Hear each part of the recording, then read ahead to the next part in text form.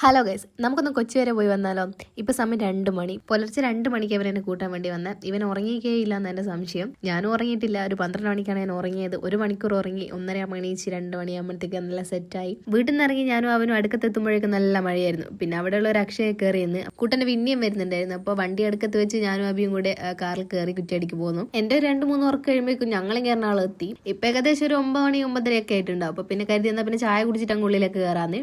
അങ്ങനെ നല്ല ഭൂരിയും മസാല കറി ഉണ്ടായിരുന്നു. അതും കൂട്ടി നല്ലൊരു ചായ കുടിച്ച് ഞങ്ങൾ പുറത്തിറങ്ങി. പിന്നെ ഞങ്ങൾ നേരെ എയർപോർട്ടിലേക്ക് പോയി. എയർപോർട്ടിൽ നിന്ന് കൂട്ടന് ഭയങ്കര ടെൻഷനായിരുന്നു. അവനിങ്ങനെ പറയായിരുന്നു, ഇനി അത്ര ടൈമേ ഉള്ളൂ, ഞാൻ എന്നാ ചെയ്യാൻ, എനിക്ക് പോകണ്ട, എനിക്ക് വീട്ടിലേക്ക് പോയാൽ മതി എന്നൊക്കെ.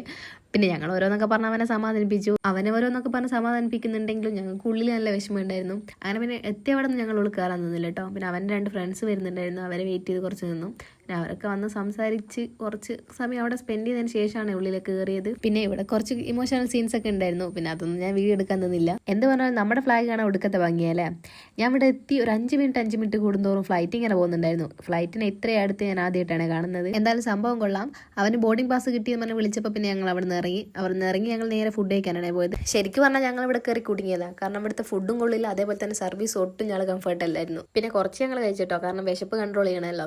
അങ്ങനെ നേരെ പെരാൻ പ്രത്യേകിന് ശേഷമാണ് ഞങ്ങൾ ചായ കുടിച്ചത് കേട്ടോ. അപ്പോഴാണ് കുറച്ചൊന്നും സമാധാനമായത്. അപ്പോൾ ഇന്നത്തെ വീഡിയോ അത്രയേ ഉള്ളൂ. വീഡിയോ ഇഷ്ടമായ ലൈക്ക് ചെയ്യാനും ഫോളോ ചെയ്യാനും മറക്കല്ലേ. മറ്റൊരു വീഡിയോ ആയിട്ട് കാണും വരെ tata bye bye, see U.